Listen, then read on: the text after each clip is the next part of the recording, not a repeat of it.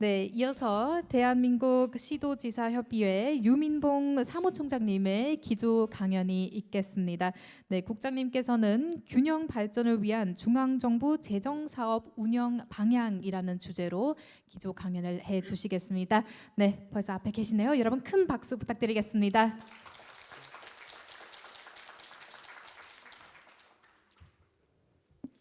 네, 시간이 저희들이 30분 지연이 됐는데요. 12시 30분에 딱 끝내도록 하겠습니다. 이사벨 차트리 국장님께서 왜 재정 이양이 국가에서 지방으로 되어야 하는 것에 대한 상당히 설득력 있는 말씀을 하셨습니다. 저는 우리 한국에서 지금 그런 재정 이양이 가장 강조되고 있고 또 그것이 우리가 추구하는 방향인데요.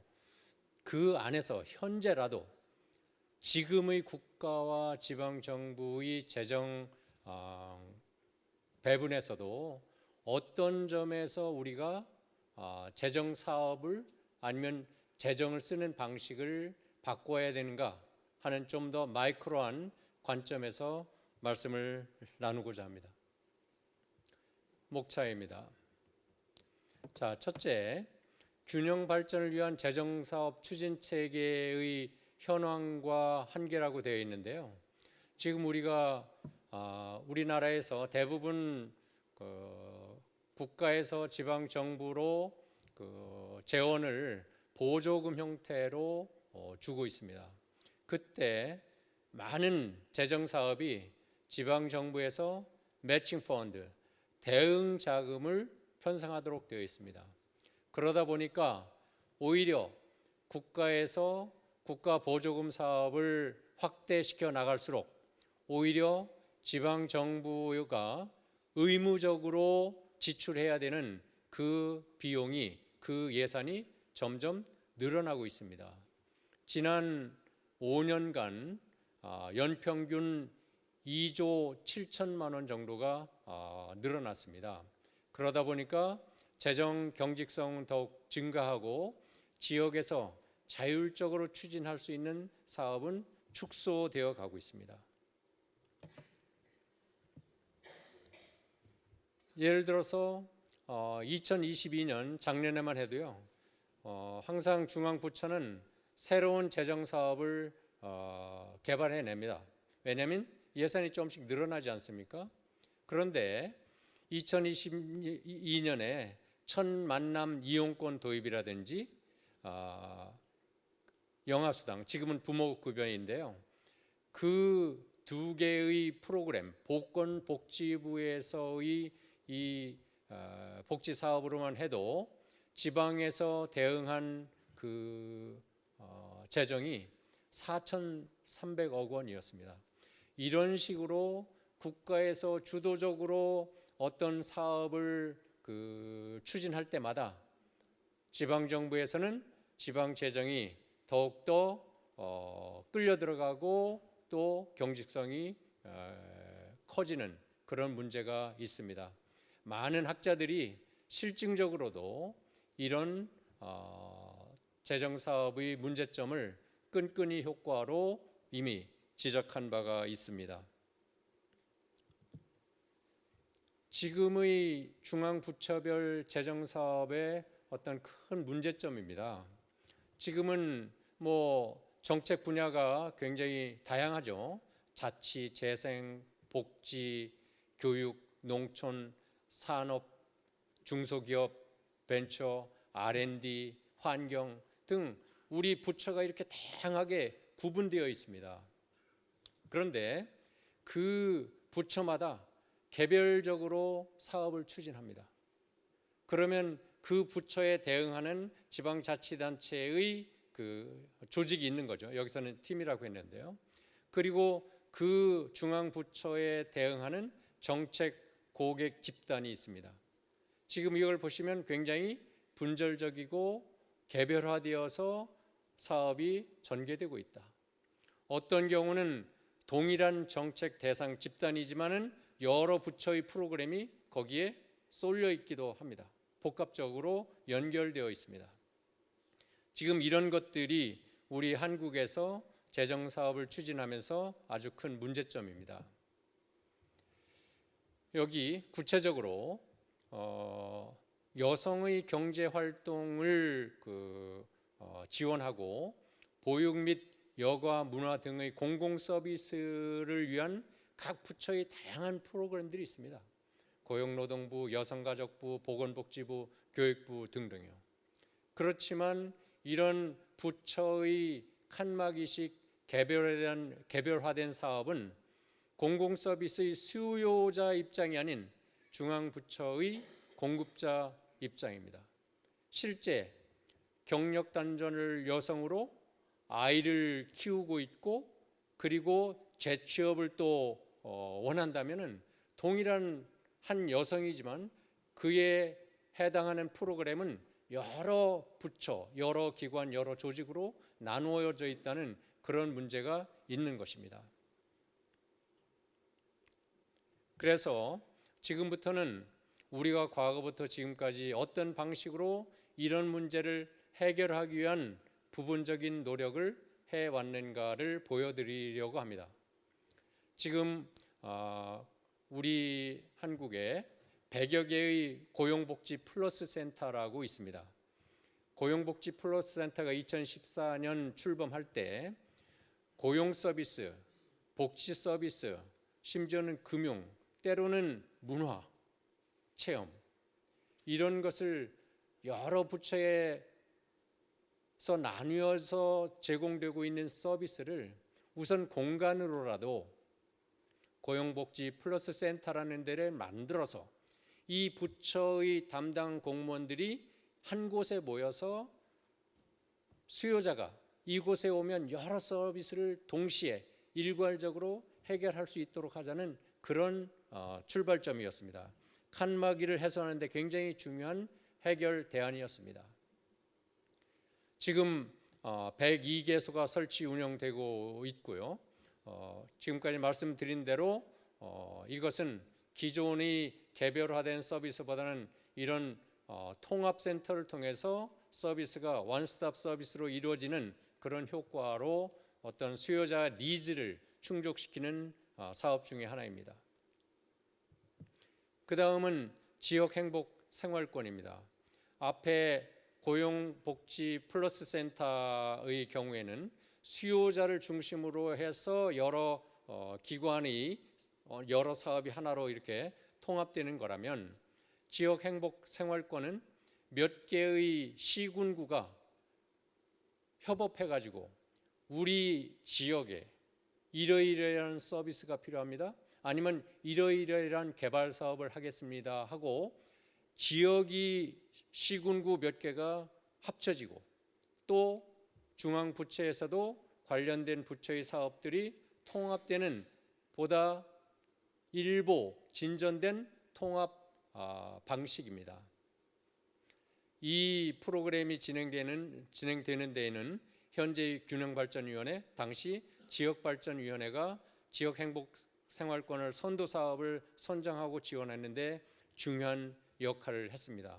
다시 말씀드리면 부처에 그냥 놔두어서는 그런 개별화되고 분절화된 그런 프로그램이 지속되기 때문에 균발위, 과거에는 지발위가 중심에서 그런 링커 역할을 하면서 무언가 이 칸막이를 통합시키려는 그런 시도를 지금까지 해왔습니다.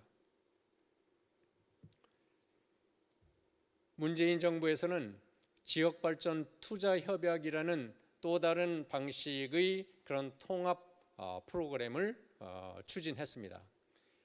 이번에도 다수의 중앙부처 그리고 지자체가 지역의 개발 프로젝트를 공동으로 선정하고 또 사업 계획이나 투자 분담에 대해서 상호 약속을 하는 그런 사업입니다.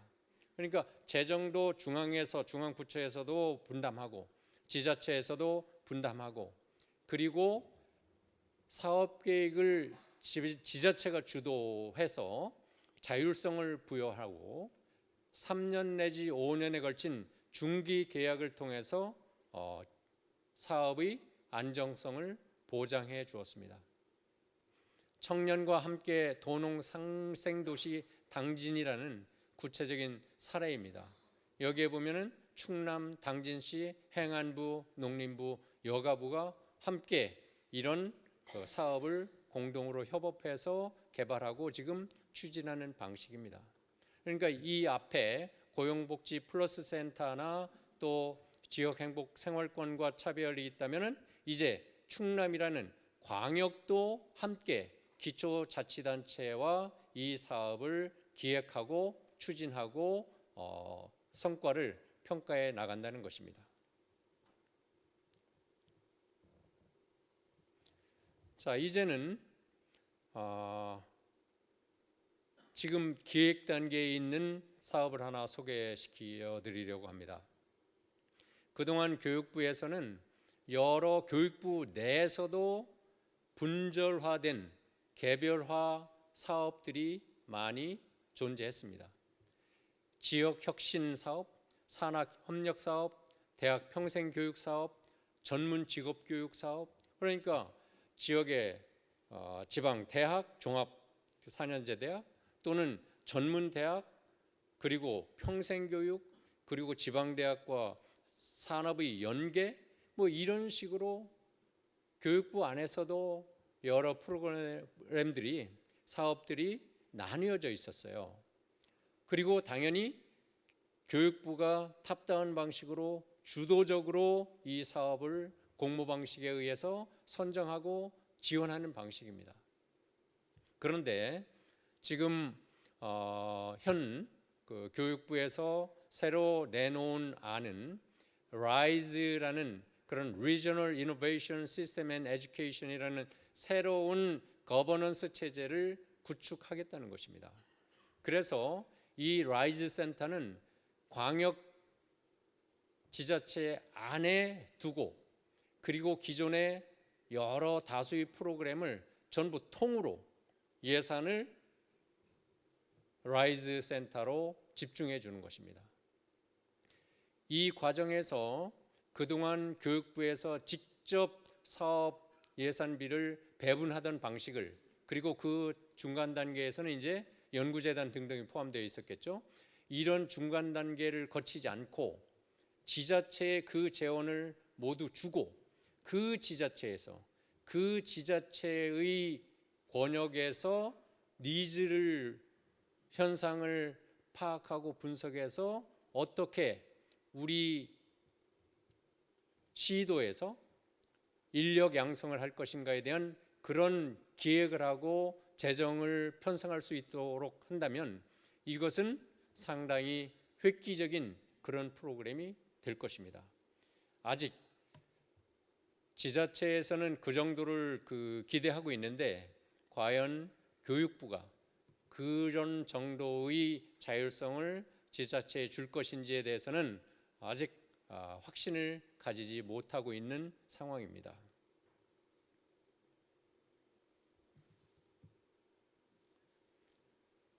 자, 지금까지 제가 말씀드린 것은 저의 시각, 그리고 저의 시각이라는 것은 제가 국정기획을 한 2년간 수행하면서 국가 차원에서 어떻게 하면 이런 사업들을 효율성도 높이고 효과성도 높이고 그리고 지역의 균형을 이룰 것인가에 대한 그런 마인드를 가지고 탑다운 방식으로 실제 기획을 합니다. 지금까지 저도 그렇게 해왔었습니다. 그런데 앞서 말씀드린 대로 가장 큰 문제는 이들 사업 간의 연계성이 떨어지고 부처마다 칸막이로 그 사업의 시너지 효과를 내지 못하는 그런 것이 가장 큰 문제였습니다. 여기 한번 예를 들어보겠습니다. 부처 차원의 계획이 지역에서는 무계획하고 무질서다. 방금 말씀드린 대로 교육부는 교육부 나름대로 우리 전문대학을 경쟁력을 키우기 위해서 이 예산 예를 들어서 3천억을 어떻게 전국에 있는 전문대학에 배분해 줄 것인가. 그러면 계획서 잘 쓰고 그리고 지역 간 적당한 그 분포를 보아서 교육부에서 이렇게 최종적으로 10개 전문대학이면 10개 전문대학, 20개 전문대학이면 20개 전문대학을 선정하는 그런 방식입니다. 여기 경제특구와 산업단지를 보겠습니다. 경제특구의 경우에 유형이 50개나 됩니다. 그리고 특구로 지정된 곳이 748곳이에요.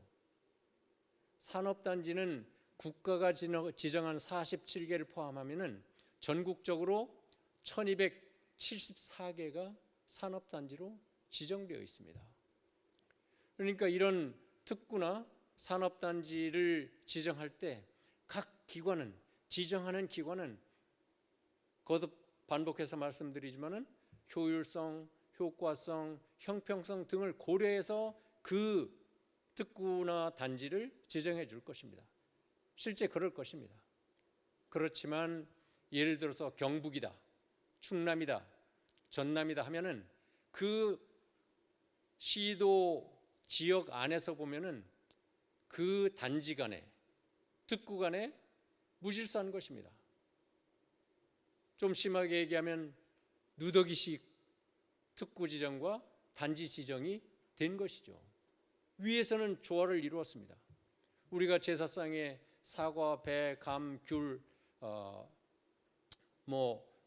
대추 등등의 여러 제사상에 갖춰야 될 그 제물들이 있다면 중앙에서는 배를 나눠주는 데는 배를만 나눠주고, 사과를 나눠주는 데는 사과를 나눠주고, 탕을 나눠주는 데는 탕을 나눠주는데 나중에 제사상을 보니까 여기는 대추가 빠졌네, 여기는 탕이 하나 빠졌네, 여기는 전이 하나 빠졌네, 그런 꼴입니다. 그래서 이제는 우리가 이렇게 재정사업을 통해서 재원을 배분하는 방식을 바꿔야 된다. 그것이 제가 여기 시도지사협의회 사무총장을 와서 더욱더 신념으로 가지게 된 어떤 국정 운영의 패러다임의 전환입니다. 제가 있을 때 그런 것을 다 하지 못했습니다.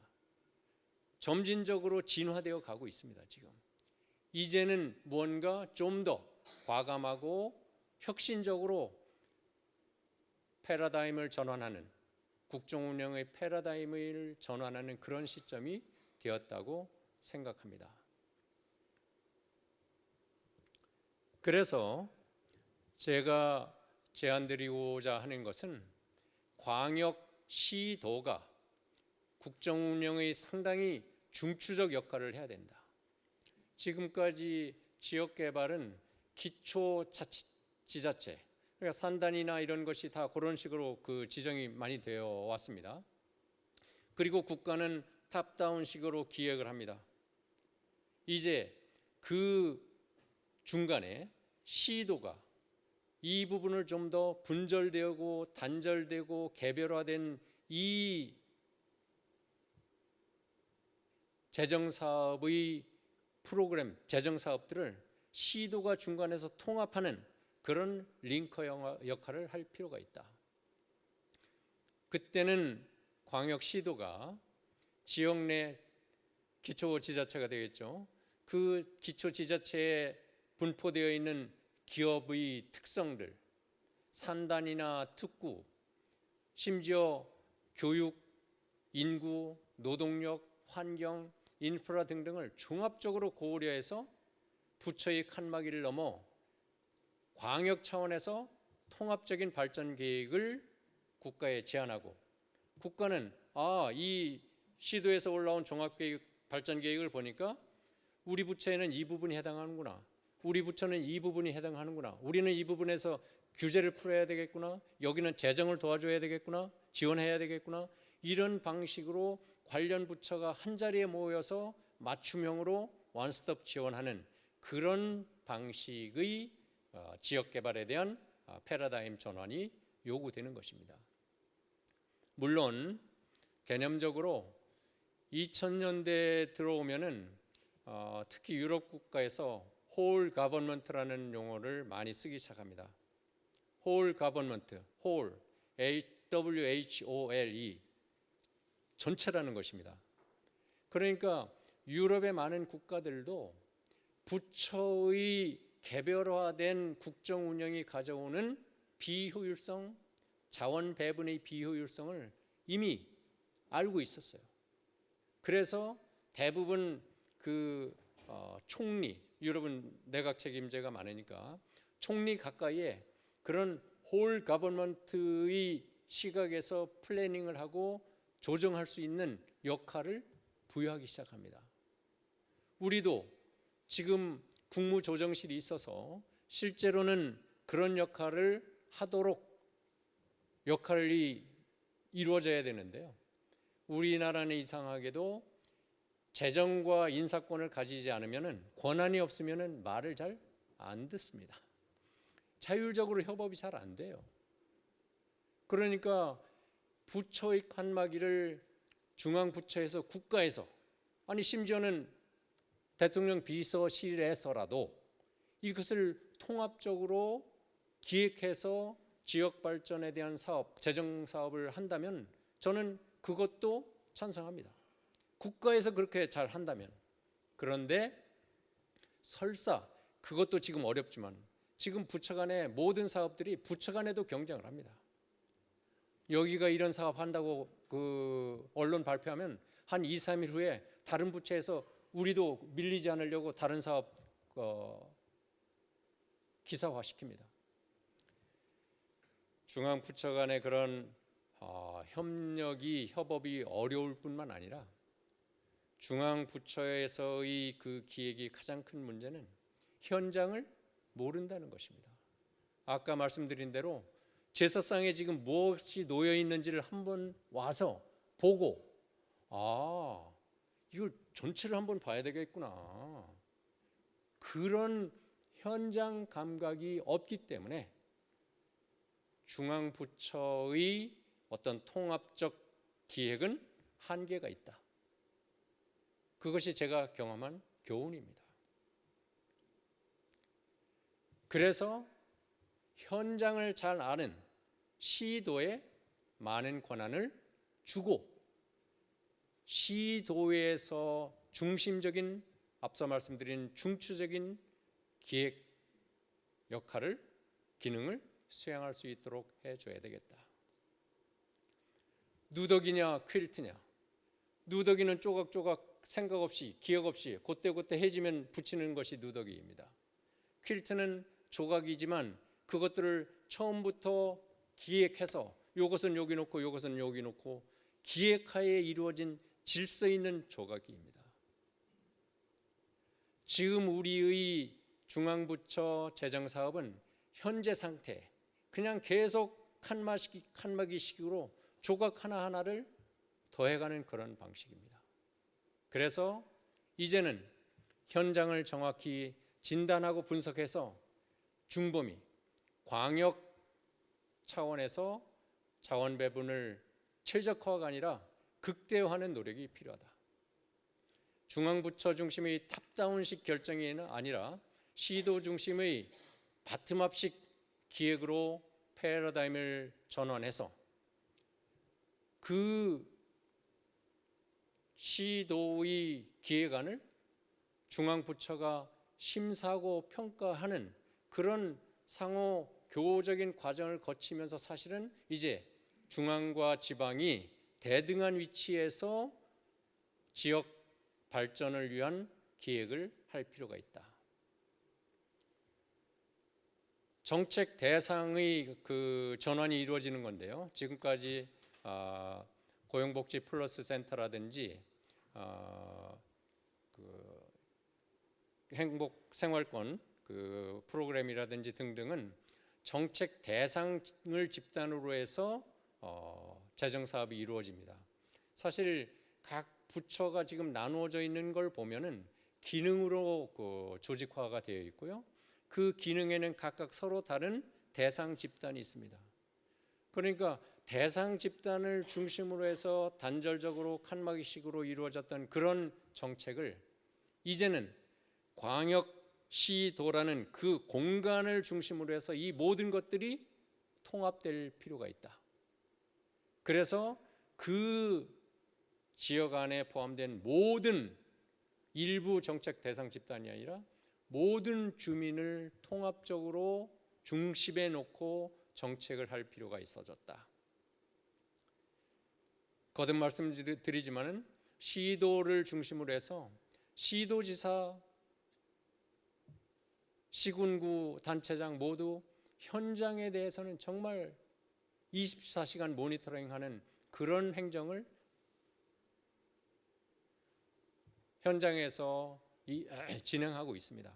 그렇기 때문에 현장 중심의 통합적인 지역 개발이 가능하고, 그 다음 기초지자체 단위를 넘어서서 시도, 중범위로 했을 경우에 규모의 경제와 시너지 효과를 제고할 수 있다. 다시 요약하지만 시도는 단순한 지역 발전이 아니라 기업의 분포, R&D 역량, 노동력, 심지어는 초중고등학교의 그런 교육 여건, 그리고 인재 양성 프로그램, 대학에 해당하겠죠. 정주 여건, 그 지역의 집값이라든지 주택이 어떻게 공급되고 있는지, 인프라, 환경 규제, 수정원 등등을 종합적으로 검토해서 우리 시도에서 글로벌 경쟁력을 갖출 수 있는 어떤 하나의 산업 생태계, 예를 들어서 경북 같으면은 원전이 주변에 있으니까 원자력 에너지에 대해서는 우리 경북이 세계적인 원전 에너지 생태계를 한번 만들어 보겠다. 그런 전문 인력들이 경북에 오도록 하고, 어떻게 그 사람들이 오도록 하기 위해서 정주여건과 초중고 교육, 그리고 환경, 문화까지를 종합적으로 패키지로 설계하고 그것을 중앙부처에 제안하는 그런 메가 프로젝트가 필요하다는 생각입니다. 마지막 슬라이드입니다. 이렇게 어떤 국정 운영의 중심축을 국가에서 시도로 전환할 때 당연히 수반되어야 되는 것이 자치 조직권과 시도의 위상 강화입니다. 이런 통합적인 개발 계획을 하고 재정을 운영하기 위해서는 조직과 인력이 뒤따라야 되고, 그에 따라서 시도지사가 정원과 기구를 결정할 수 있는 그런 권한이 주어져야 된다. 현재는 지자체의 기구 및 정원을 엄격히 제한하고 있습니다. 심지어 시도, 시군구의 기구 및 정원을 규제하는 별표가 12쪽에 해당합니다. 하나하나 다 지금 행안부에서 규제하고 있는 것이죠. 그래서 이제 과거 내무부의 경로 의존성입니다. 과거 내무부에서 시도지사를 임명할 때의 그런 인식의 DNA가 지금까지 남아 있는 것입니다. 이제 시도의 기구나 정원은 행정안전부가 지휘하고 감독하고 가이드라인을 제시할 것이 아니라 지방의회가 단체장을 견제하는 방식으로 이루어졌을 때 우리가 지방자치가 보다 온전하게 이루어질 것입니다.